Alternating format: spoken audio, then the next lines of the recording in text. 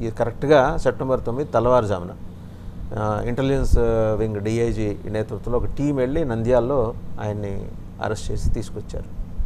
ఆ రోజు నుంచి ఈ రోజు వరకు జరిగిన డెవలప్మెంట్స్. ముందుగా వాసుదేవన్ గారు, మీకు 99 ప్రేక్షకులకు, అదేవిధంగా డిబేట్లో పాల్గొన్నటువంటి పెద్దలందరికీ నమస్కారం అండి. తెలుగుదేశం పార్టీ అధినేత చంద్రబాబు నాయుడు గారి అరెస్టు జరిగి ఈ రోజుకి ఏడాది పూర్తయింది. ఈ అరెస్టు అనంతర పరిణామాల్లో రాష్ట్ర రాజకీయాల్లో కానీ జాతీయ రాజకీయాల్లో కానీ అనేక రాజకీయంగా పెనుమార్పులు సంభవించడం జరిగింది. స్కిల్ డెవలప్మెంట్ అనే ఒక తలాతోకాలైన కేసును పట్టుకుని అప్పటి వైసీపీ ప్రభుత్వం నంద్యాల పర్యటనలో ఉన్నటువంటి చంద్రబాబు నాయుడు గారిని అప్పటికే ఒక 2 సార్లు రాష్ట్రానికి ముఖ్యమంత్రి చేసి ప్రధాన ప్రతిపక్ష నాయకుడిగా దేశ స్థాయి గౌరవం గుర్తింపు ఉన్నటువంటి చంద్రబాబు నాయుడు గారిని ఒక తీవ్రవాదిను ఏదో ఒక నేరస్తుడిను అరెస్ట్ చేసినట్టు దౌర్జన్యంగా అక్కడ అరెస్ట్ చేసి అక్కడి నుంచి విజయవాడ నుంచి రాజమండ్రి సెంట్రల్ జైలుకి తరలించి 53 రోజుల పాటు చంద్రబాబు నాయుడు గారిని అక్రమంగా నిర్బంధించడం జరిగింది. ఆ అరెస్టును నిరసిస్తూ ఆంధ్రప్రదేశ్, తెలంగాణ, కర్ణాటక రాష్ట్రాల్లోనే కాదు, భారతదేశంలో పలు చోట్ల దాదాపు ప్రపంచంలోని 50 దేశాల్లో, అదేవిధంగా అమెరికాలోని 50 నగరాల్లో ఆ రోజున ప్రజాస్వామ్యవాదులందరూ చంద్రబాబు నాయుడు గారిని అరెస్టును నిరసిస్తూ పలు దశల్లో ఆందోళన కార్యక్రమాలు నిర్వహించడం జరిగింది. 53 రోజుల తర్వాత ఆయన ఆరోగ్య కారణాల రీత్యా అయితేనేమి, ఆ కేసులో పట్టుత్వం లేదనే కారణంతో అయితేనేమి హైకోర్టు ఆయనకు బెయిల్ ఇవ్వడం జరిగింది. బెయిల్ తీసుకుని రాజమండ్రి నుంచి విజయవాడ వస్తుంటే కేసు ప్రభావం ఏమిటి అనేది ఆ రోజునే చాలా స్పష్టంగా కనిపించింది. చంద్రబాబు నాయుడు గారు రాజమండ్రి నుంచి విజయవాడ రావడానికి మామూలుగా జనరల్గా అయితే ఒక 3 అవర్స్ జర్నీ జరిగే ఆ రూట్లో ఆయన దాదాపు 18 గంటల పాటు ప్రయాణం చేయాల్సి వచ్చింది. విపరీతమైన ప్రజాదరణ, పార్టీలకు అతీతంగా, కులమతాలకు అతీతంగా, వయోభేదానికి అతీతంగా ఇంచుమించు 70-80 సంవత్సరాల వృద్ధులు కూడా రోడ్డు పక్కన వేచి చూసి చంద్రబాబు నాయుడు గారిని రిసీవ్ చేసుకుని ఆయనకి సంఘీభావం ప్రకటించడం జరిగింది. ఆ పరిణామం మీరు ఇందాక చెప్తున్నారు కదా, రాజకీయాల్లో ఏంటి ఇది, ఎట్లా నిలదొక్కుంటారు భవిష్యత్తు, లేకపోతే వైసీపీ ఎట్లాగానే దాని గురించి మాట్లాడాల్సి వస్తే, అసలు చంద్రబాబు నాయుడు గారు అరెస్టుకు ముందే వైసీపీ అప్పటికి 4 ఏళ్ల పైబడి పాలన తీవ్ర ప్రజా వ్యతిరేకతను ఎదుర్కొంటుంది. అప్పటికే చంద్రబాబు నాయుడు గారు ఇదేం కారణం రాష్ట్రానికి కానీ, లేకపోతే బాదుడే కార్యక్రమం ద్వారా కానీ, ప్రాజెక్టుల బాట ద్వారా కానీ రాష్ట్ర వ్యాప్తంగా విస్తృతంగా పర్యటించడం జరిగింది. అప్పటికే మా యువనేత లోకేష్ బాబు గారు కూడా ఈ వైసీపీ అరాచకాల మీద, అస్తవ్యస్త పరిపాలన మీద ఆయన పాదయాత్ర చేపట్టి యోగాళం పేరుతోటి ప్రజల్లో విశేష ఆదరణతో అప్పటికి దాదాపుగా ఆంధ్రప్రదేశ్లో ఏదైతే 3 జిల్లాలు ఉన్నాయో 10 జిల్లాల్లో ఆయన పాదయాత్ర కూడా పూర్తి చేయడం జరిగింది. వైసీపీ ప్రభుత్వం ఇంకా గద్దె దిగిపోవడం ఖాయం అనే పరిస్థితులు వచ్చిన టైంలో చంద్రబాబు నాయుడు గారిని అరెస్ట్ చేసేస్తే ఏదో తెలుగుదేశం పార్టీకి అడ్డుకట్ట వేసినట్టు అవుతుంది, రాజకీయంగా వేధింపులకు పాల్పడి వాళ్ళని నిరోధించినట్టు అవుతుందనే ఒక భావంతో వైసీపీ ప్రభుత్వం ఆ రోజు చంద్రబాబు నాయుడు గారిని అక్రమంగా, దౌర్జన్యంగా అరెస్ట్ చేయడం జరిగింది. ఆ అరెస్ట్ పరిణామాలు ఏంటనేది జగన్మోహన్ రెడ్డి భస్మాసుర హస్తంలాగా ఆయన చేతితో ఆయన పతనాన్ని కొని తెచ్చుకున్నాడు. ఆ అరెస్టు అనంతరం జరిగిన పరిణామాలు కూడా చూసాం. రాష్ట్ర రాజకీయాల్లో అప్పటి వరకు తెలుగుదేశం పార్టీ వైసీపీ మీద ఒంటరి పోరాటమే చేసింది. చంద్రబాబు నాయుడు గారు అరెస్ట్ అయ్యి జైల్లో ఉన్నప్పుడు జనసేనాని పవన్ కళ్యాణ్ గారు రాజమండ్రి సెంట్రల్ జైలుకి వచ్చి ఆయన పరామర్శించి ఆ రోజునే తెలుగుదేశం పార్టీ, జనసేన పొత్తు పెట్టుకుని పోటీ చేస్తాయన్న ప్రకటన రాజమండ్రిలో చేయడం జరిగింది. అది ఆంధ్రప్రదేశ్ రాజకీయాల్లో ఒక పెనుమార్పు తీసుకురావడం జరిగింది. ఆ తదనంతర పరిణామాల్లోనే భారతీయ జనతా పార్టీ కూడా వచ్చి తెలుగుదేశం పార్టీతో చేతులు కలపడం జరిగింది. ఆ పరిణామమే ఆంధ్రప్రదేశ్లో ఎన్డీఏ కూటమి ఏర్పడటానికి కానీ, కేంద్రంలో ఎన్డీఏ సర్కార్ ఏర్పడటానికి కానీ దోహదపడింది. అదేవిధంగా ఆ రోజున తెలంగాణలో చంద్రబాబు నాయుడు గారి అక్రమ అరెస్టుకు వ్యతిరేకంగా ప్రజాస్వామ్యవాదులు చేస్తున్న ఆందోళనని ఇక్కడ అణగదొక్కడానికి బీఆర్ఎస్ ప్రభుత్వం చేసిన ఒక ప్రయత్నం, ఎక్కడైతే వాళ్ళ వాయిస్ని అడ్డుకోవాలని చేసిన ప్రయత్నం ఇక్కడ బీఆర్ఎస్ ప్రభుత్వాన్ని కూడా పతనం చేసిందని నేను భావిస్తుంటాను. రైట్, ఒకసారి బాలకోటే గారి దగ్గరికి వెళ్తాం. బాలకోటే గారు, సో మొత్తం డెవలప్మెంట్స్ అన్నింటినీ మీరు బ్యాటిల్ ఫీల్డ్ నుంచి, నేను యుద్ధభూమి అనే అంటాను, అది యుద్ధభూమి నుంచి గమనించారు. కొన్ని ఆందోళనలకు మీరు నాయకత్వం వహించారు. సో సబ్సీక్వెంట్గా మీరు ఆశించిన స్థాయిలోనే గవర్నమెంట్ వచ్చిన తర్వాత డెవలప్మెంట్స్, రాకముందు డెవలప్మెంట్స్ ఎలా ఉంది అంటే అమరావతి ఎలా చూస్తుంది? ఏడాది తర్వాత జరిగే పరిణామాలని అమరావతి ఎలా గమనిస్తుంది? అమరావతికి ప్రతినిధిగానే మిమ్మల్ని అడుగుతున్నాను ఇక్కడ.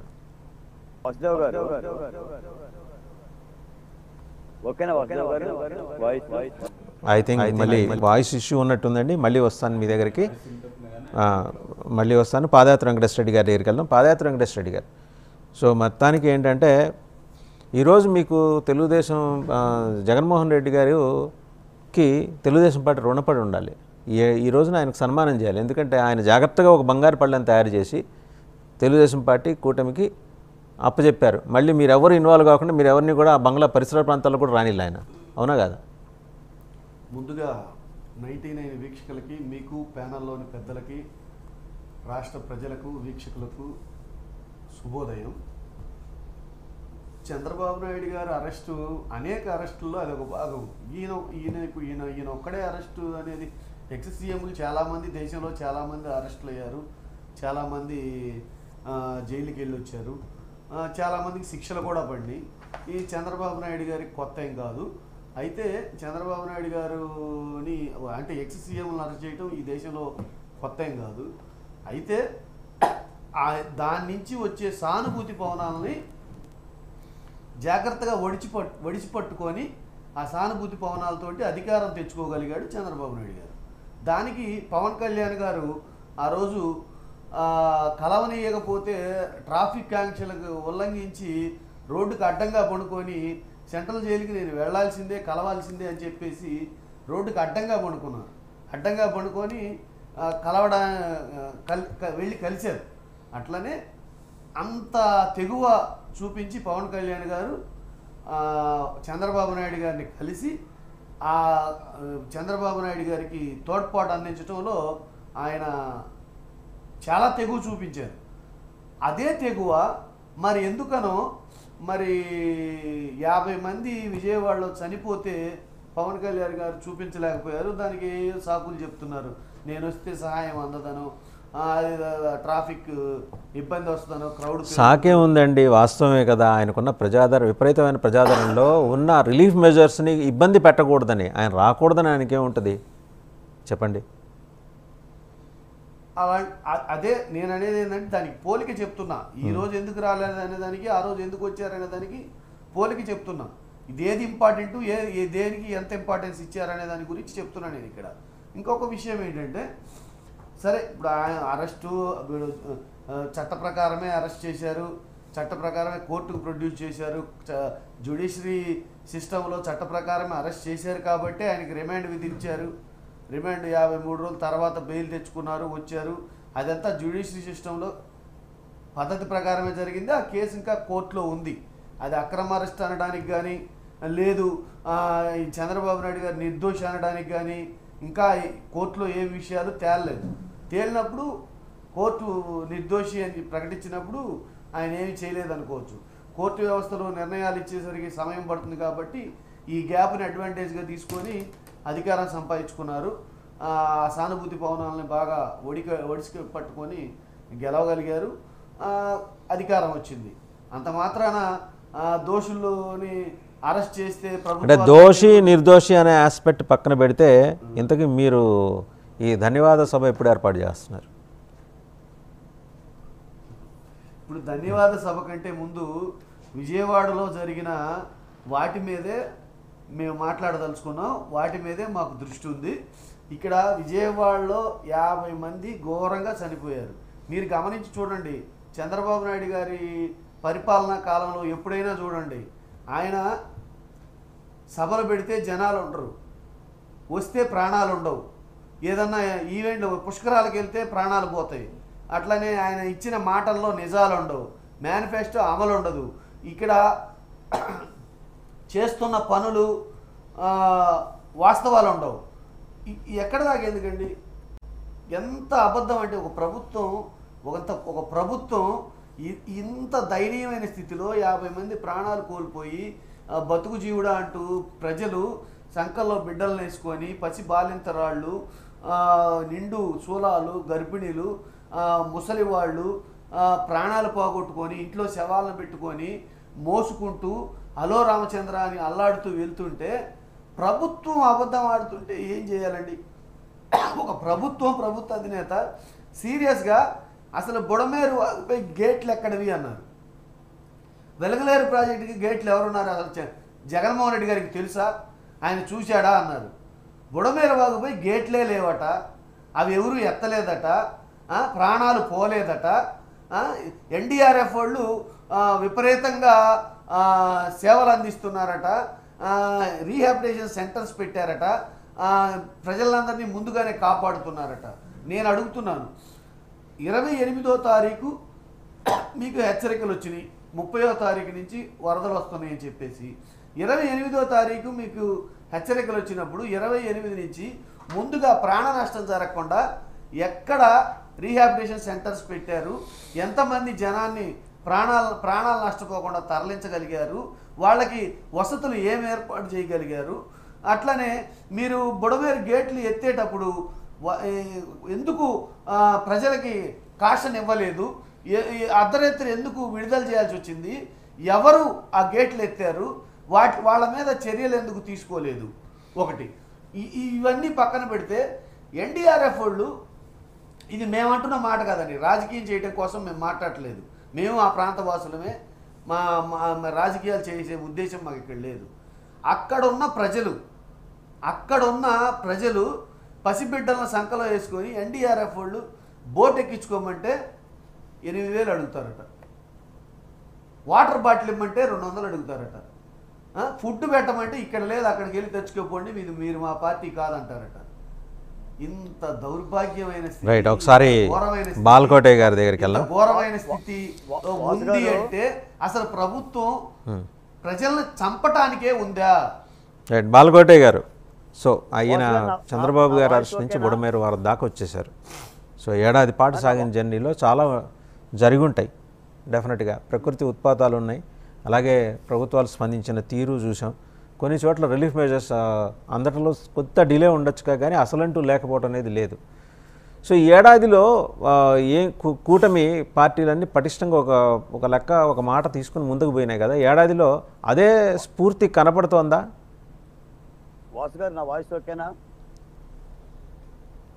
అదే స్ఫూర్తి కనపడుతోందా బాలకోటే గారు? టెక్నికల్ ఇష్యూ ఉన్నట్టుందండి. I been trying to reach you. Sujatha గారు, మీకు వినిపిస్తోందా అండి? సుజాత గారు ప్లీజ్ రెస్పాండ్ అండి. సుజాత గారు వినిపిస్తుందండి.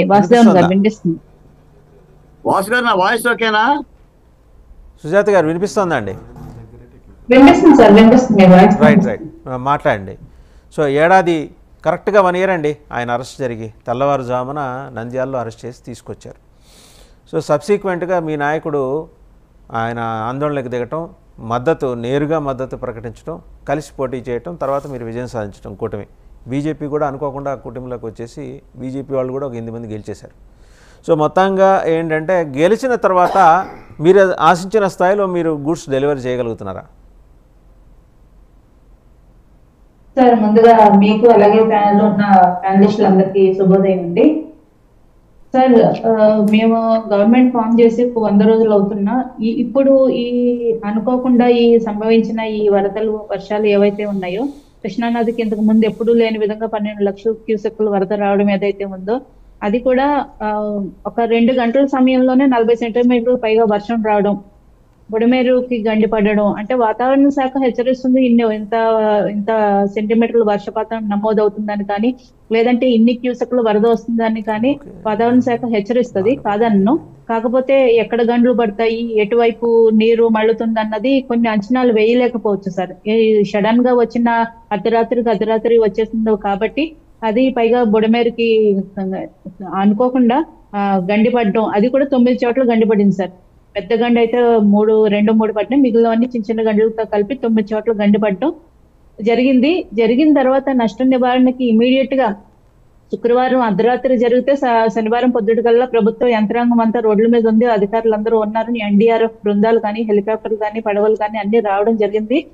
ఇప్పటి వరకు కూడా ఈ వరద సహాయ చర్యల్లో ఏ మాత్రం వెనకడుగు వేయకుండా అటు స్వయంగా ముఖ్యమంత్రి గారు కానీ, ఇటు మంత్రులు కానీ, ఎమ్మెల్యేలు కానీ, అధికారులు కానీ అందరూ కూడా ఎవరి కష్టం వాళ్ళు పడుతూనే ఉన్నారు. ఏ రోజు కూడా వెనక్కి అడిగి వేసిన ప్రసక్తి లేదు, భయపడిన ప్రసక్తి లేదు. అంత పెద్ద వయసులో కూడా చంద్రబాబు నాయుడు గారు ఈవెన్ ఆయనకి ఆరోగ్య సమస్యలు ఉండి కూడా స్వయంగా ముఖ్యమంత్రి గారే బయటికి ప్రజల దగ్గరికి వెళ్లి పరామర్శించడం కానీ, ఒక్కొక్క వార్డుకి 2 సార్లు తిరిగారు ముఖ్యమంత్రి గారే.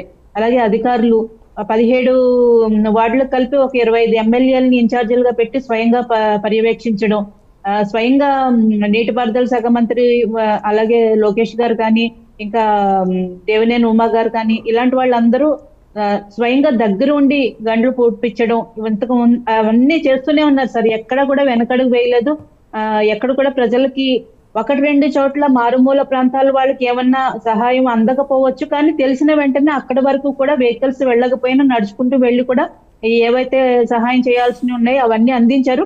ప్రజలు కూడా ఆ వెహికల్ వస్తుందంటే అక్కడికి వచ్చి తీసుకోవడం జరుగుతుంది సార్. ప్రజలకి ప్రభుత్వానికి మధ్యలో ఇక్కడ ఎటువంటి బాధ లేదు. ప్రజలు కూడా ఏదన్నా సమస్య ఉంటే సాధారణం సార్. ఇప్పుడు ఏదన్నా విపత్తు వచ్చినప్పుడు వారి కోపం ప్రజలు ప్రభుత్వం మీద చూపిస్తారు.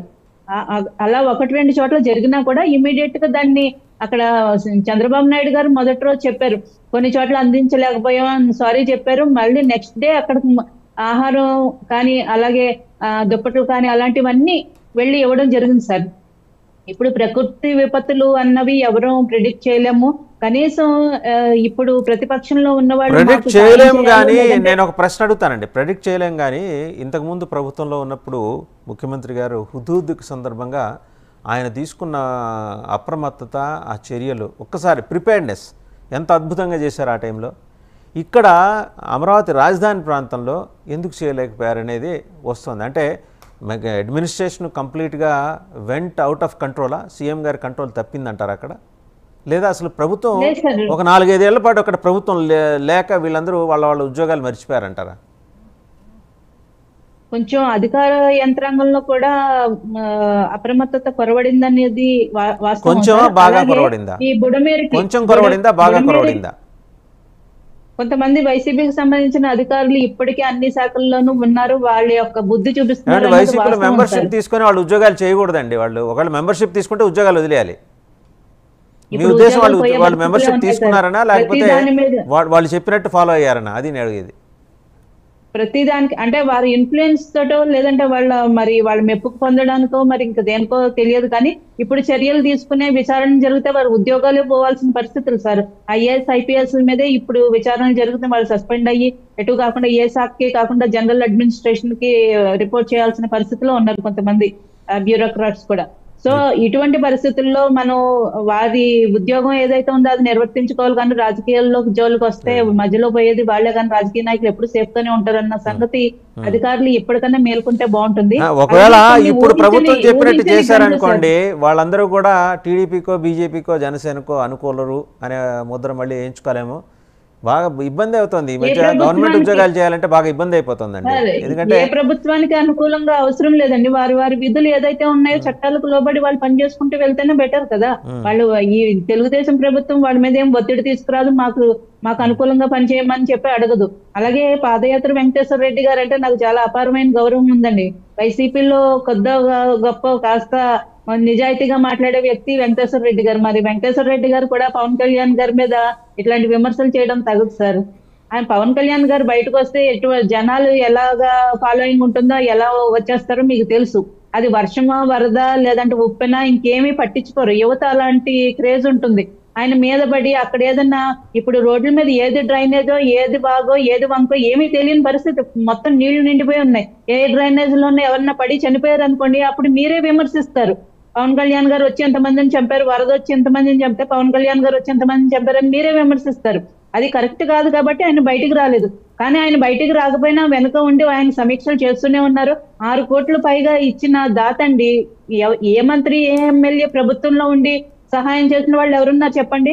హుదూద్ తుఫాన్ అప్పుడు జగన్మోహన్ రెడ్డి గారు 1 కోటి రూపాయలు విరాళం అన్నారు. ఆ విరాళం ఎటుపోయిందో తెలియదు, ఎవరికి ఇచ్చారో తెలియదు. ఇప్పుడు కూడా 1 కోటి రూపాయలు విరాళం ప్రకటించారు.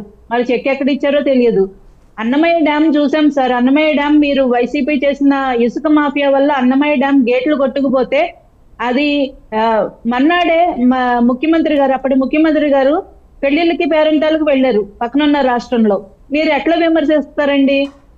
ఇప్పటి వరకు అంటే డ్యామ్ గేట్లు వల్ల ఆ డ్యామ్ తెగిపోయిన తర్వాత అంతమంది నిర్వాసితులు పొలాల్లో ఇసుక మేటలు వేసేసి వాళ్ళ ఇళ్ళు పశువులు అన్ని కోల్పోతే అప్పటి తర్వాత 3 ఏళ్ళు ప్రభుత్వంలో ఉన్నా కూడా ఆ గేట్లు రిపేర్ చేయించలేదు. ఆ నిర్వాసితులకి ఒక ఇల్లు కట్టించలేదు. సంవత్సరంలో ఇల్లు కట్టించి నేనే స్వయంగా తాళాలు తీసుకొచ్చి అందిస్తానని చెప్పిన జగన్మోహన్ రెడ్డి గారు అడ్రస్ లేరు. ఆ పొలాల్లో వేసేసిన ఇసుక మేటలు తీయించుకోలేక ఇప్పటి వరకు ప్రభుత్వం తీయించలేదు.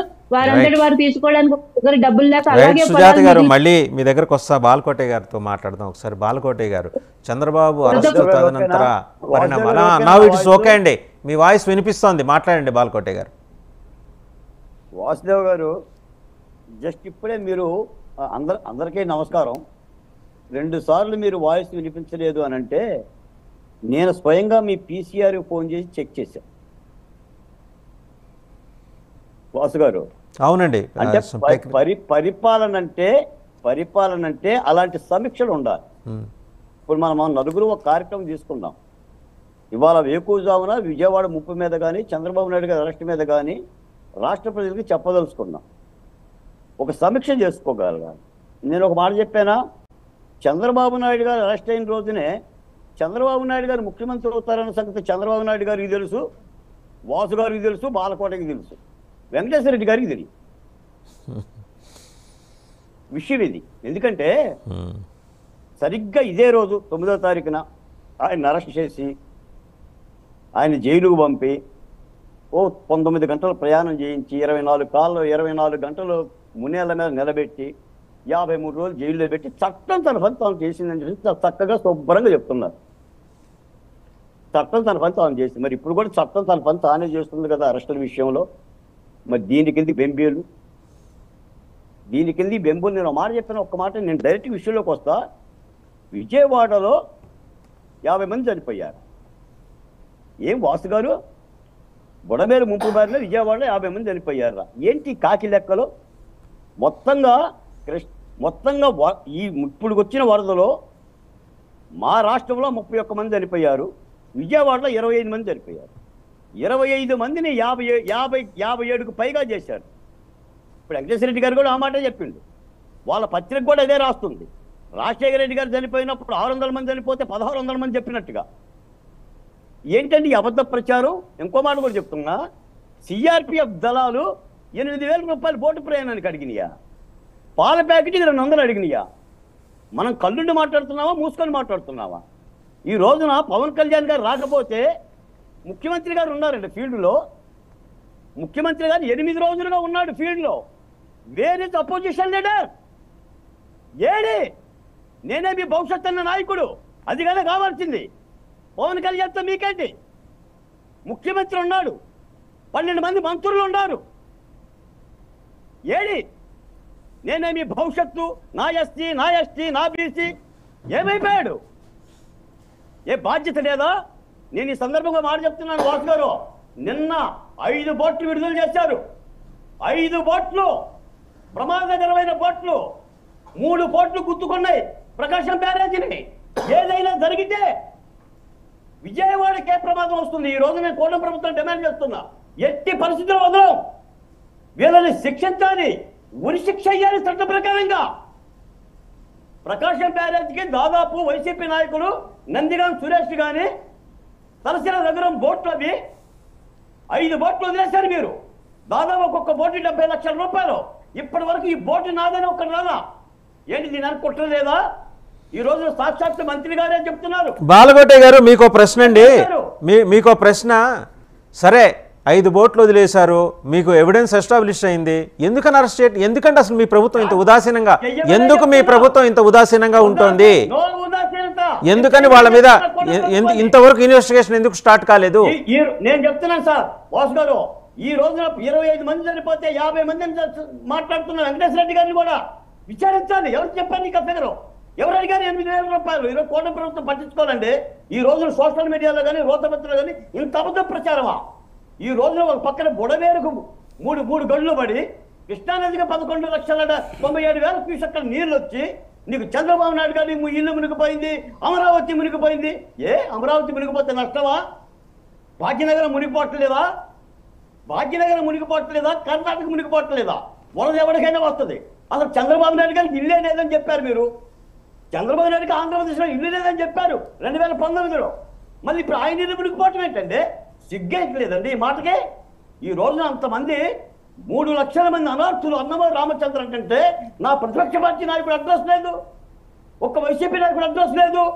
మీరు చేసిందేం లేదు, మీరు పొడిచిందేం లేదు. ఎలా నిందనేస్తారంటున్నా? నేను డైరెక్ట్గా అడుగుతున్నా వెంకటేశ్వర రెడ్డి గారిని. బాధ్యత లేదా? నేను ముప్పు బాధితుడిని. నేను ప్రభుత్వాల్లో చంద్రబాబు నాయుడు రాజకీయంగా మోయటం కోసం మాట్లాడుతున్నా. బిడ్డల ప్రాణాలు పోయిన బిడ్డల తరఫున మాట్లాడుతున్నా. నా పెద్దవాడ గజగజ వణికి నా పెద్దవాడ గురించి మాట్లాడుతున్నా. ఏం చేశారు మీరు చెప్పండి? ప్రతిపక్ష పార్టీకి ఏం చేశారు? ఒక పాల ప్యాకెట్ ఇచ్చారా? ఒక అన్నం పొట్టలు తెచ్చారా? తెచ్చి మాట్లాడండి.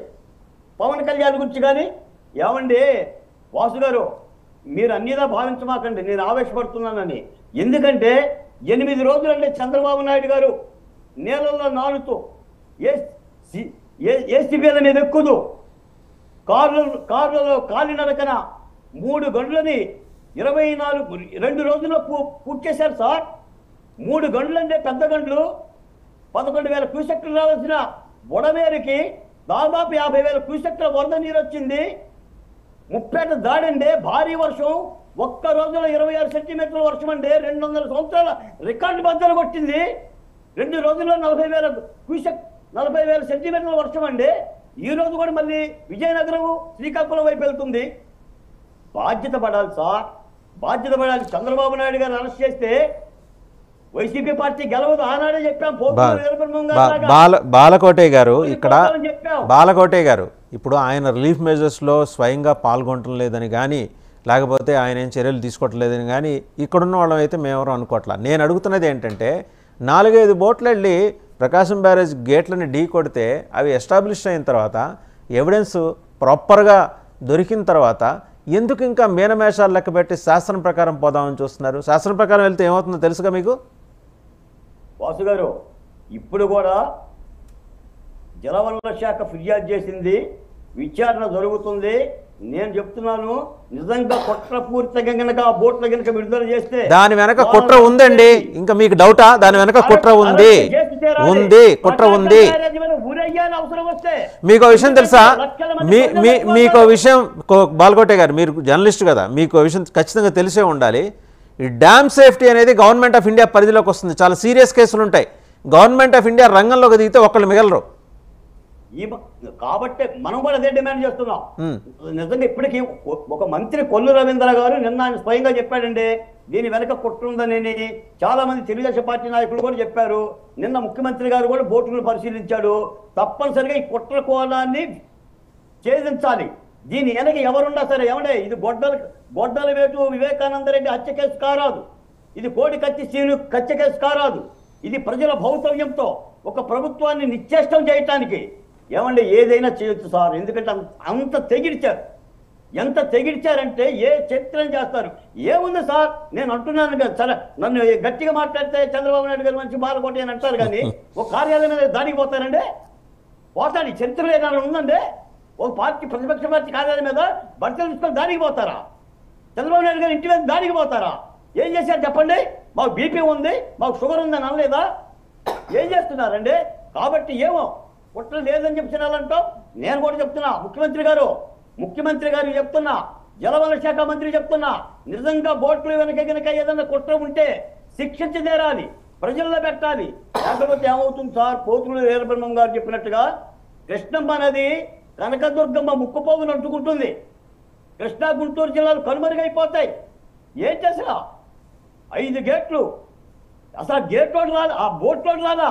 ఇది నా బోట్ అని చెప్పినోడు లేడు. ఇది నిర్లక్ష్యం కానీ కుట్ర కానీ ఏదైనా నిర్లక్ష్యమైనా కూడా సహించరాంది. ఆ వరద వస్తుందంటే దాదాపు 70 లక్షల 60 లక్షల రూపాయలు ఖరీదిన ఆ ఇసుక కోసం తయారు చేసిన బోట్లండి. ఎన్నారుగా సార్ వాసుదేవ్ గారు, నేను అంటాం కాదు, కానీ అసలు ఎలా మాట్లాడతారంటున్నానండి నేను. వైసీపీ నాయకులు కానీ వెంకటేశ్వర రెడ్డి గారు మాట్లాడతారు. మీరు అడిగిన ప్రశ్నలకి ఆయన జవాబు చెప్తారు. వెంకటేశ్వర రెడ్డి గారు ఆ బోట్ల విషయంలో కానీ, గేట్లు ఎత్తిన విషయంలో కానీ ఇప్పుడు జరిగిన వాటన్నిటిలో చర్యలు తీసుకోకపోతే ప్రభుత్వమే అబద్ధాలు ఆడుతున్నట్టు తేట తెల్లమవుతుంది. చర్యలు తీసుకొని ఎవరో దోషుల్ని నిరూపించగలిగితేనే మీరు చెప్పేవి నిజాలు అవుతాయి. ఎంత గట్టిగా అరిచినా అక్కడ జరిగిన అన్యాయం తిరిగి రాదు, ఎంత అక్కడ జరిగిన కుట్ర తిరిగి రాదు. నేనేమంటానంటే మీరు చర్యలు తీసుకోకుండా మీరు గట్టిగా అరిసి నిందలు ప్రతిపక్షాల వాళ్ళ మీద విపక్షాల వాళ్ళ మీద వేయడం వల్ల అధికారం ఉండి ప్రభుత్వ యంత్రాంగం ఉండి కేంద్ర రాష్ట్ర ప్రభుత్వాలు ప్రభుత్వ యంత్రాంగం అంతా ఇంకా మీ కిందే పనిచేస్తుంది కదా, అది కదా ఆయన చెప్పేది. చర్యలు తీసుకోవచ్చు కదా, చర్యలు తీసుకునే రైట్ లేదా ప్రభుత్వం? ఎక్కడ చర్యలు తీసుకోవాల్సిన వాళ్ళు కూడా మీ కిందే పనిచేస్తున్నారు కదా. అది డైరెక్ట్ గా సిసోడియా, ఆయన రెవెన్యూ శాఖ మంత్రి రెవెన్యూ శాఖ కార్యదర్శి సిసోడియా డైరెక్ట్ గా చెప్పాడు, ప్రికాషన్స్ ఇచ్చినా వాళ్ళు పట్టించుకోరండి కాబట్టి మేము గేట్లు ఎత్తేసాము, 2 లక్షల మందిని తరలించడం ప్రభుత్వం సాధ్యం కాదు అందుకని చెప్పి గేట్లు ఎత్తేసాడు, డైరెక్ట్ గా చెప్పాడు ఆయన. సరే చర్యలు తీసుకోవడం ఆయన సంగతి పక్కన పెడితే నందిగాం సురేష్కి తలసల రఘురామ్కి ఆ బోట్లు ఉన్నాయా లేవా? ఆ బోట్లు నందిగాం సురేష్వి తలసల రఘురామ్ పైన అసలు మావని మీరు నిందలేయటం కాదండి, అసలు మావని మీరెట్లా చెప్తారు? అవి నిరూపించండి, నిరూపించి ఇవన్నీ ఏంటంటే ఆడలేక ఒక మాట. సరే మీరు కాదండి, సరే వెంకటేశ్వర రెడ్డి గారు, నేనేమంటానంటే టాపిక్ను పక్కదారి పట్టించడం కోసం, సహాయక చర్యల్లో వైఫల్యాలు కప్పిపుచ్చుకోవడం కోసం, ఈ ప్రజల యొక్క ఆహాకారాలని అణగదొక్కటం కోసం కొన్ని కొత్త గేమ్ ఆడుతుంది ప్రభుత్వం. అదేంటంటే ఎవరైనా సోషల్ మీడియాలో పోస్టులు పెడితే నాన్ బెయిలబుల్ వారెంట్లు ఇస్తాము, మీరు కూడా చేశారు కదా అని. వైఎస్ఆర్ కాంగ్రెస్ పార్టీ వాళ్ళు డైవర్షన్ పాలిటిక్స్ లో స్పెషలిస్టులు. ఇప్పుడు అదే చెప్తుంటా నేను మాట్లాడుతున్నాను.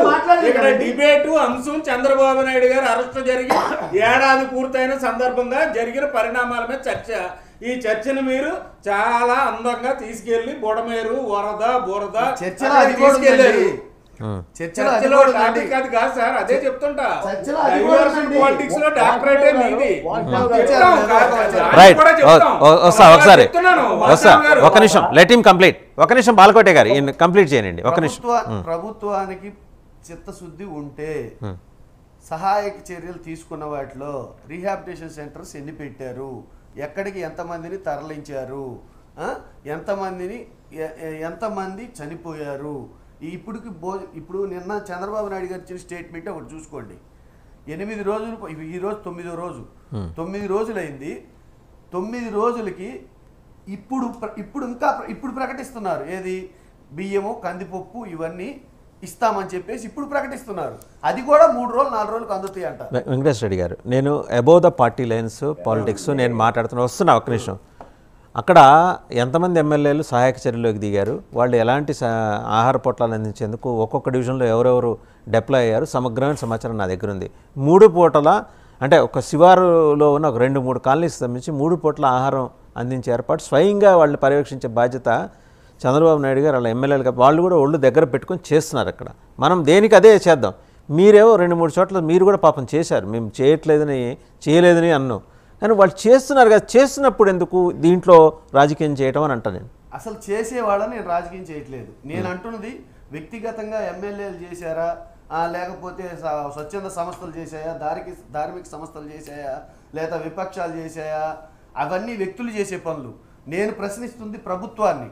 ప్రభుత్వం ఏమి చర్యలు తీసుకుంది మీకు ఇప్పుడు కాకపోతే ఇంకొక వారం తర్వాత 10 రోజుల తర్వాత లెక్కలు వస్తాయి. ప్రభుత్వం సహాయక చర్యలు ఏమి చేసింది, స్వచ్ఛంద సంస్థలు ఎంత చేసినాయి, ప్రతిపక్షాలు ఎంత చేసినాయి, వ్యక్తిగతంగా వ్యక్తులు పార్టీ రహితంగా ప్రభుత్వంలో ఉన్నవాళ్ళు కావచ్చు, బయట వాళ్ళు కావచ్చు, పార్టీ రహితంగా వ్యక్తిగతంగా వ్యక్తులు సహాయం చేసిన వాళ్ళు ఎంత చేశారని అన్ని లెక్కలు వస్తాయి. నేను ఈరోజు చెప్తున్నా వీళ్ళందరూ చేసిన సాయం కంటే ప్రభుత్వం చేసిన సాయం తక్కువ ఉంటుంది. ఛాలెంజ్ చేసి చెబుతున్నా, చూసుకోండి. రైట్, సతీష్ గారు. వాసుదేవన్ గారు, నేను ఇందాకే చెప్పాను, డైవర్షన్ పాలిటిక్స్ లో డాక్టరేట్ వైసీపీ వాళ్ళు కళ్ళుండి చూడలేని కబోదులు చేస్తారు. ఈవేళ చెప్తున్నా, ప్రకృతి వైపరీత్యం వచ్చింది, ఆ బుడమేరులో జరిగిన అక్రమాలు ఏంటి, ఆ బుడమేరులో ఈవేళ వరదకు దారి తీసిన పరిస్థితులు ఏంటో కూడా మనం చర్చించడానికి నేను రెడీ. బుడమేరు దగ్గర ఆక్రమణలు చేసింది వైసీపీ వాళ్ళు. పోలవరం కుడికాలువ గట్టుకు కానీ బుడమేరు గట్టుకు కానీ ఈవేళ ఆ మట్టి తవ్వుకుని వెళ్ళిపోయి అమ్మేసుకున్న ద్రోహులు సార్ వీళ్ళు. ఈ 2018లో డ్రైన్స్ నిర్మాణానికి సంబంధించి వాటి పూడికితీతలు గట్ల పటిష్టతలకు సంబంధించి కేంద్ర ప్రభుత్వం ఇచ్చిన నిధుల్ని ఏం చేశారు చెప్పండి? ఖర్చు చేశారా, డైవర్ట్ చేశారా? ఆన్ రికార్డు తీద్దాం. మాట్లాడండి. మీరే మాట్లాడదు ఒక మాట. నేనేమంటానంటే అక్రమ కట్టడాలు తవ్వడం ఇవన్నీ చెప్పారు కదా. ఈరోజు ఎవరు అక్రమ కట్టడాలు కట్టినా, ఎవరు ఈ ఎంత అక్రమాలకు పాల్పడినా 50 మంది చనిపోవటానికి వీళ్ళందరూ కారకులే. గేట్లు ఎత్తిన వాళ్ళ దగ్గర నుంచి అక్రమ కట్టడాలు. నేను అదే చెప్తున్నాను సార్, గేట్ ఎత్తడం కాదు అక్కడ ఇంటర్వెన్షన్. మీరు అదే చెప్తారు. మీరు ఏదైనా తప్పుడు మాటలు మాట్లాడుతుంటే మేము ఖండించకూడదు. మేము మాట్లాడటం తీసుకుంటారు. డైవర్షన్ పాలిటిక్స్ లో 50 మంది హత్యకి కారకులు వాళ్ళే. 50 మంది చనిపోలేదు అక్కడ. ఆన్ రికార్డు చెప్తాం మేము, ఖచ్చితంగా చూపిస్తాం, మృతుల వివరాలు చూపిస్తాం. తప్పుడు లెక్కలు, తప్పుడు రాతలు రాయడానికి మీకు ఉంది, తప్పుడు లెక్కలు చెప్పడానికి మీరు అధికార ప్రతినిధులు ఉన్నారు. ఇదంతా రోత, తప్పుడు దుష్ప్రచారాలకి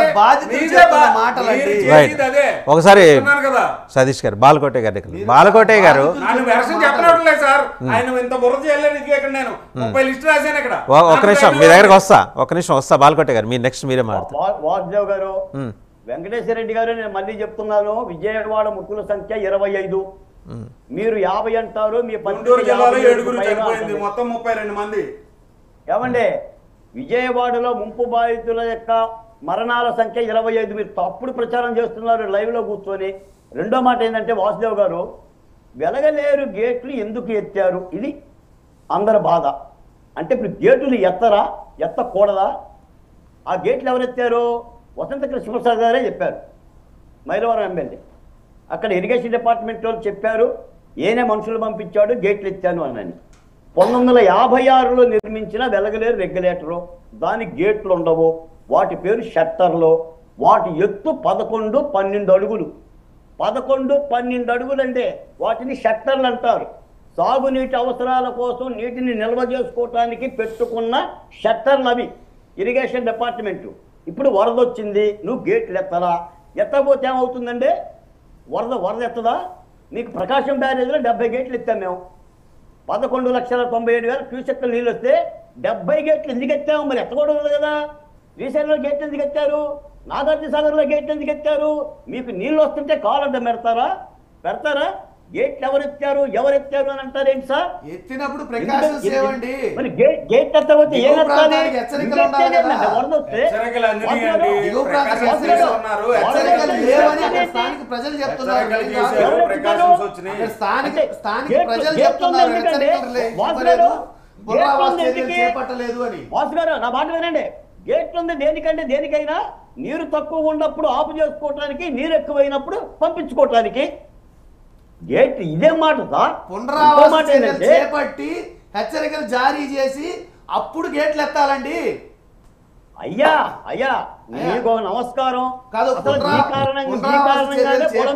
వచ్చింది ఏమండి వాసు గారు, నేను ఆ మాట చెప్తా. రైల్వే ట్రాక్ గ్యాంగ్ మ్యాన్ ఉంటారు కదా, రైల్వే ట్రాక్ దగ్గర కిలోమీటర్ ఒక గ్యాంగ్ మ్యాన్ ఉంటాడండి. ఆ గ్యాంగ్ మ్యాన్ రైలు కల్కట్ట యొక్క అంచనాలను ఎప్పటికప్పుడు రైల్వే డిపార్ట్మెంట్కి ఇస్తాడు. అలాగనే ఇరిగేషన్ శాఖలో లస్కర్లు ఉంటారు. ప్రతి 2 కిలోమీటర్లకి ఆ కట్ట ఎలా ఉంది ఏంటని చాలా సార్లు గత 5 ఏళ్ల గవర్నమెంట్లో ఇరిగేషన్ డిపార్ట్మెంట్ ప్రపోజల్ పంపించారు. బుడమేరు ఆధునీకరణ పనులు చేయాలని. తూటుకాడలు కూడా దిగిరా. తూటుకాడలు చెట్లు అయిపోయినాయి, పారుదల లేదు, ఆక్రమణ జరిగినాయి. శతాధిక శాపాల కారణంగా బుడమేరు బొంగింది. దీనికి ఈ రోజున 100 రోజులు వచ్చిన ప్రభుత్వాన్ని తప్పుపడుతున్న మీకు 5 ఏళ్ల పరిపాలన చేసిన మీరేమైపోయారు? బుడమేరు అసలు జగన్మోహన్ రెడ్డి గారు బుడమేరుని నది అంటున్నాడు. దాని పేరే ఏరు. ఆయనకి నది కనిపిస్తుంది. రైట్. బాలకోటే గారు, ఒకసారి సతీష్ గారు కంప్లీట్ చేస్తారు, ఎందుకంటే వెంకటేశ్వర రెడ్డి గారు మెన్షన్ చేసిన అంశాల మీద ఆయన మాట్లాడుతున్నారు. అదే చెప్తున్నాను సార్, అన్ని దుష్ప్రచారాలు, డైవర్షన్ పాలిటిక్స్కి వీళ్ళు పెట్టింది పేరు. చంద్రబాబు నాయుడు గారు అరెస్ట్ ఎందుకు జరిగింది అంటే మొదలు పెడితే చాలామంది సీఎం అరెస్ట్ అయ్యారు భాగం అంటారు.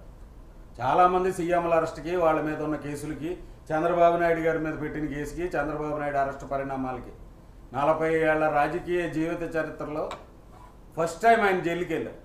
ఎందుకు వెళ్ళారు? వీళ్ళ కక్షపూరితంగా ఆయన ఒక 16 నెలల జైల్లో ఉండేసాడు. ఆయన మీద సిబిఐ ఐడికి ఈడీ కేసులు ఒక 32 కేసులు ఉన్నాయి. ఒక 42,000 కోట్లు ఈడీ వాళ్ళు అటాచ్ చేసి ఉంచారు. జైలుకి వెళ్ళి వచ్చారు. కేవలం ప్రతీకారేచ్ఛ. అతనికి తెలుసు అప్పటికే, ఇందాక బాలకోటయ్య గారు అన్నారు, అప్పటికే వైసీపీ ప్రభుత్వం దిగిపోబోతుంది, ఓడిపోబోతుంది అనేది వాళ్ళకి అర్థమైంది. చంద్రబాబు నాయుడు గారు చేసిన ఉద్యమాలు అవనివ్వండి, వైసీపీ ప్రభుత్వ అరాచక పాలన మీద లోకేష్ బాబు యోగాళం ఎత్తిన దాని మీద అవనివ్వండి, వాళ్ళు ఓటమి ఖరారైపోయి కేవలం కనీసం చంద్రబాబు నాయుడు గారిని జైల్లో పెట్టాలనే కక్షపూరిత ధోరణితో పెట్టారు. ఇకపోతే మీరు బుడమేరు వరద గురించి మాట్లాడుతున్నారు. కృష్ణానది క్యాచ్మెంట్ ఏరియాకి బుడమేరు క్యాచ్మెంట్ ఏరియాకి తేడా తెలియని వాళ్ళు వ్యత్యాసం ఉంది. అదొక దిక్కు ఇదొక దిక్కు. వెళ్ళి కొల్లేరులో కలుస్తుంది. అది విజయవాడ పశ్చిమ నుంచి మొదలు పెట్టుకుని అలాగే గన్నవరం, నూజివీడు ఆ కాన్స్టిట్యున్సీలు అవి టచ్ చేసుకుంటూ వెళ్ళి కలుస్తుంది. దాని రూట్ తెలియదు వీళ్ళకి. బుడమేరులో నీరు కృష్ణానదిలోకి వచ్చేసి చంద్రబాబు నాయుడు గారు ఇల్లు మునిగిపోద్ది కాబట్టి గేట్లు ఎత్తేసి దాన్ని అలా మళ్లించేశారు అంటారు. అసలు బుడమేరు చరిత్ర వీళ్ళకి ఏం తెలుసు? 2005లో బుడమేరుకి ఇలా చెప్పుకోవడం చేత కాదు, నిజంగా చెప్తున్నా. నేను తెలుగుదేశం పార్టీ మీడియా కోఆర్డినేటర్ అయినా కూడా చెప్తున్నా. 2005లో బుడమేరుకి భారీ వరదలు వచ్చినప్పుడు అప్పటి ముఖ్యమంత్రి రాజశేఖర రెడ్డి గారు వచ్చి బుడమేరు ప్రక్షాళనకు చర్యలు చేపట్టాడు. బుడమేరులో అక్కడ ఏదైతే డైవర్షన్ పోలవరం కుడి కాలువకి అక్కడ కనెక్టివిటీ ఇచ్చి బుడమేరుకు వరద వచ్చినప్పుడు ఆ నీటిని మళ్లించుకోవడానికి చర్యలు చేపడదాం, బుడమేరు కిందికి వెళ్తున్నప్పుడు వరద ప్రవాహంలో ఇబ్బందులు లేకుండా చూడటానికి ఆయన ఆ రోజున చర్యలు తీసుకున్నాడు. రాజశేఖర రెడ్డిని కొడుకునని చెప్పుకుంటాడు కదా. రాజశేఖర రెడ్డి కొడుకుగా గత 5 ఏళ్లలో కనీసం బుడమేరు మీద రూపాయి పెట్టాడా అని నేను అడుగుతున్నా. బుడమేరు అభివృద్ధికి తెలుగుదేశం ప్రభుత్వ హయాంలో బుడమేరు రక్షణకి ఏమేం చర్యలు చేపట్టారు, లేకపోతే వైసీపీ హయాంలో ఏం చేపట్టారు చెప్పడానికి ఇంకో చర్చ పెట్టండి. నేను డేటా అంతా తీసుకొస్తా. కేంద్ర ప్రభుత్వం నుంచి రాష్ట్రంలో ఉన్న డ్రైన్ల మరమ్మతులు అభివృద్ధి కోసం గత వైసీపీ ప్రభుత్వ హయాంలో 18,000 కోట్ల రూపాయలు నిధులు మంజూరైతే ఆ నిధులు ఎక్కడ ఖర్చు పెట్టారు? అవి ఎక్కడెక్కడికి డైవర్ట్ చేశారు? తాడేపల్లి ప్యాలెస్లో కూర్చుని బటన్ నొక్కాం అంటాం తప్ప ప్రజలు ఎక్కడ ఇబ్బందులు పడుతున్నారు, ప్రజలకు కనీస వసతులు ఎక్కడ కల్పించాలి, ఎక్కడ సమస్యలు ఎదురవుతాయి, డిజాస్టర్ మేనేజ్మెంట్ ఏం చేయాలి, ఒక్క పరిజ్ఞానం లేని వ్యక్తి ముఖ్యమంత్రికి తెలియదు, ఆ ముఖ్యమంత్రి వెనకాల ఉన్న తోకలకే తెలియదు, ఇలాంటి అధికార ప్రతినిధులకి తెలియదు. వచ్చి డిబేట్లో దుష్ప్రచారం ఎలా చేయాలి, డైవర్షన్ ఎట్లా చేయాలి, ఇదంతా కూర్చోవడం, ఇదే చర్చ, ఇదే బురదజల్లుడు కార్యక్రమం. ఈ బురదజల్లుడు కార్యక్రమం గత 5 ఏళ్ళు కూడా చేశారు. తెలుగుదేశం పార్టీని పతనంలో పెట్టాలని చెప్పి ప్రయత్నాలు చేశారు. ఏమైంది? ఇందాక బాలకోటయ్య గారు చెప్పారు, చట్టం తన పని తాను చేసుకుపోతుందని. ప్రజలు కూడా తమ పని తాను చేసుకుపోయారు. ప్రజలు బుద్ధి చెప్పారు. 153 సీట్ల నుంచి 11 సీట్లకు తీసుకొచ్చారు. అయినా ఇంకా బుద్ధి రావట్లేదు. తెలుగుదేశం ప్రభుత్వం 100 రోజుల పరిపాలనలో ఎన్ని విజయాలు సాధించిందో కూడా అది అందరికీ తెలుసు. ప్రజలకి ఈ ప్రకృతి వైపరీత్యం వచ్చిన రోజున చంద్రబాబు నాయుడు గారు డే 1 వెళ్ళి అక్కడ కూర్చున్నారు. యాదృచ్ఛికమో ఏమో తెలియదు. ఆయన అరెస్ట్ అయిన రోజున బస్సులో ఉన్నారు, ఈవేళ బస్సులోనే ఉన్నారు. 8 రోజుల నుంచి విజయవాడ కలెక్టరేట్లో బస్సులో కూర్చుని మానిటరింగ్ చేసి ప్రతి డివిజన్కి ఒక ఎమ్మెల్యేని పెట్టారు సార్ సహాయక చర్యల కోసం. ప్రతి 3 డివిజన్ల మీద ఒక మంత్రిని పెట్టారు. అధికారులు చర్యలు తీసుకుంటున్నారు. అక్కడక్కడ అధికార యంత్రాంగంలో అలసత్వం ఉన్నమాట వాస్తవం. మా కార్యకర్తలు ఈవేళ వచ్చి యాక్టివ్గా పనిచేస్తున్న కార్యకర్తలను అందరినీ విజయవాడ తీసుకొచ్చి ఇంటింటికి ఫుడ్ వెళ్ళాలి, మార్నింగ్ బ్రేక్ఫాస్ట్ మొదలుకుని రాత్రి ఆహారం వరకు అన్ని దశల్లో ఆహారం పంపించి వైద్య శిబిరాలు ఏర్పాటు చేసి ప్రతి విషయంలోనూ సహాయక చర్యలు. ఈవేళ చంద్రబాబు నాయుడికి డిజాస్టర్ మేనేజ్మెంట్ అనేది కొత్త కాదు. ఈవేళ చెప్తున్నా, 1996 నవంబర్ 6న కోనసీమకు ఆ రోజున తుఫాను వచ్చిన రోజున నేను అక్కడ జర్నలిస్ట్గా పనిచేస్తున్నా. ఆ రోజున తెల్లవారుజామున ఎక్కడ న్యూస్ కవరేజ్కి వెళ్ళాలని మేము ఎత్తుకుంటుంటే బొలుసు తెప్పని రిమోట్ ఏరియా ఉంటుంది. అక్కడ చంద్రబాబు నాయుడు హెలికాప్టర్లో దిగి ఆయన చర్యలు మొదలుపెట్టారు. అక్కడ సహాయక చర్యలు మొదలుపెట్టారు. మనం చూసాం హుదూద్ తుఫాను వచ్చినప్పుడు ఉత్తరాంధ్రలో ఆయన చేసిన సర్వీసెస్ చూసాం. అదే కాన్సెప్ట్, అదే కసితో ఆయన ప్రజల కష్టాల్లో ఉన్నారు, వాళ్ళు ఇబ్బందులు పడకూడదు అని వచ్చి కూర్చుని విజయవాడ కలెక్టరేట్లో కూర్చుని ఆయన మానిటరింగ్ చేస్తున్నారు. బుడమేరుకు పడిన గండుల్ని నిమ్మల రామానాయుడు గారు జలవనరుల శాఖ మంత్రి, అలాగే మాజీ మంత్రి దేవినేని ఉమామహేశ్వరరావు అక్కడ కూర్చుని అక్కడే తిన్నారు. ఒక ప్రశ్న అడగనా మీకు, మీరు ఇబ్బంది పడినా సరే. దేవినేని ఉమామహేశ్వరరావు గారు ఆయన ఇరిగేషన్ డిపార్ట్మెంట్ మీద మంచి పట్టు ఉంది ఆయనకి. అది ఆ ఎక్స్పర్టైజ్ ఉంది. అవును. ఆయన్ని సరైన సమయంలో మీరు రంగంలోకి దించలేదని మీ మీద సరైన సమయంలోనే దిగారు సార్. ఇప్పుడు రిలీఫ్ మెజర్స్ కోసం కాదండి, ప్రిపేర్డ్నెస్ ఎలా అనేది దేవినేని ఉమా గారికి బాగా తెలుసు. ప్రిపేర్నెస్ కూడా ఆయన్ని ఆ టైంలో అంటే నేను ఓపెన్గా చెప్తున్నా, ఆయనకు ఇప్పుడు ఎలాంటి పదవి లేనప్పుడు కనీసం ఇట్లాంటి దాంట్లోనే దించి ఉండాల్సింది కదా అంటున్నా సార్. ఆయన కూడా అదే చెప్తుంటా. పొలిటికల్ కంపల్షన్స్ గురించి నేను మాట్లాడట్లేదు, ఇప్పుడు రీహాబిలిటేషన్ కార్యక్రమాల గురించి మాట్లాడుతున్నా. మీరు అలాగే ఆ పడవ విషయం ఎత్తుకొచ్చారు. మీకు క్లియర్ గా చెప్తున్నా, ఎందుకు అరెస్ట్ చేయరు? ఎందుకు అరెస్ట్ చేయరు సార్? ఏం జరుగుతోంది ప్రభుత్వంలో ఏం జరుగుతోంది? అరెస్టు ఖచ్చితంగా చేస్తారు, చూడండి మీరు వెయిట్ చెప్తున్నా. ఆ రోజున వైసీపీ గవర్నమెంట్ ఉన్నప్పుడు డోర్స్ క్లోజ్ చేసి, ఆ లాక్లు ఏవైతే ఉన్నాయి, గేట్లు ఏవైతే ఉన్నాయో, ప్రకాశం బ్యారేజ్ గేట్లు క్లోజ్ చేసి, వరదంతా పెరిగి చంద్రబాబు నాయుడు గారి ఇంటిని తాకి వరకు ఆపి అప్పుడు నీరు వదిలేరు. మీరు ఆ గేట్లు ఎప్పుడు ఎత్తాలి ఎప్పుడు ఎత్తకూడదు అనే కనీస పరిజ్ఞానం వాళ్ళకి లేదు. ఈవేళ చెప్తారు అక్కడ గేట్లు పడవల మీద క్లియర్గా వైసీపీ రంగులు ఉన్నాయి సార్. పడవలు ఎవరో ఐడెంటిఫై చేశారు. ఆ పడవలను ఎవరు లీజుకి తీసుకుని మెయింటైన్ చేశారో ఐడెంటిఫై చేశారు. నందిగం సురేష్ ఆల్రెడీ ఈవేళ కస్టడీలో ఉన్నారు సార్. ఆ నందిగం సురేష్ మనుషులే ఈవేళ ఆ బోట్లను వదిలింది. ప్రకాశం జిల్లా 3 కాణాలు అక్కడ గేట్ల దగ్గర గార్డింగ్ అది ఏదైతే ఉంటుందో రాక్ స్టోన్ అది డ్యామేజ్ అయింది. దాన్ని ఈవేళ కన్నయ్య నాయుడు గారిని తీసుకొచ్చి దానికి పనులు చేస్తున్నారు. మీకు ఒకటి చెప్తున్నా, ముందు ప్రజలను కాపాడుకోవాలి, ఆస్తులను కాపాడుకోవాలి, ప్రకాశం బ్యారేజ్ని కాపాడుకోవాలి. బ్యారేజ్ని ధ్వంసం చేయడానికి ఎవడైతే చర్యలు చేపట్టాడో వాళ్ళందరికీ మీరే చెప్పారు ఇందాక, కేంద్ర ప్రభుత్వ పరిధిలో ఉన్నటువంటి ఒక్కళ్ళు మిగలరండి, ఒక్కళ్ళు మిగలరు. గవర్నమెంట్ ఆఫ్ ఇండియా దిగితే ఒక్కళ్ళు మిగలరు. దిగుతారు సార్. ఎందుకు వదిలేస్తారు సార్? ఒక్క నిర్దోషిని శిక్షించకూడదు తప్ప దోషి అనేవాడిని ప్రతి వాడిని శిక్షించాలి. బాలకోటయ్య గారే కాదు, నేను కూడా కేంద్ర ప్రభుత్వాన్ని కూడా డిమాండ్ చేస్తున్నాను ఈ సందర్భంగా. ప్రకాశం బ్యారేజీ విధ్వంసానికి ఎవరైతే కుట్రలు పన్నారో వాళ్ళందరి మీద ఖచ్చితమైన చర్యలు తీసుకోవాలి. వాళ్ళకి కఠిన శిక్షలు విధించాలి. క్లియర్ కట్ గా చెప్తున్నా. తలశీల రఘురామ్ మేనల్లుడికి సంబంధించిన ఓట్లవి. బాలకోటయ్య గారు కైండ్లీ కంక్లూడ్. ఒక మాట సార్, మనం రాజకీయాల్లో పడిపోయి ప్రమాదాలను కూడా ఆహ్వానించేస్తున్నామండి. ఇప్పుడు జరిగింది డిజాస్టర్, ఇది విపత్తు, ఇది మేడ్ డిజాస్టర్ కాదండి. అది చంద్రబాబు నాయుడు గారా జగన్మోహన్ రెడ్డి గారా అనే కోణంలో ఆలోచించి ఒక ప్రమాదాన్ని మనం ఆహ్వానిస్తున్నాం. సార్, 8 రోజులు వర్షపు నీటిలో తడుస్తూ ఒక ముఖ్యమంత్రి పనిచేస్తే కనీసమైన ఒక మద్దతు పలకాలని, ఒక శ్రామికుడికి మద్దతు ఇవ్వకపోతే ప్రతిపక్షం కానీ మనం కానీ ఎవరైనా సరే అది ధర్మం కూడా కాదు సార్. రెండోది ఏంటంటే, యుద్ధంలో అర్జునుడు ఉంటాడు. అర్జునుడు ఒకడే కాదు, ఉత్తర కుమారులు కూడా ఉంటారు. నిలబడి యుద్ధం చేసినోడు అర్జునుడు యుద్ధంలో.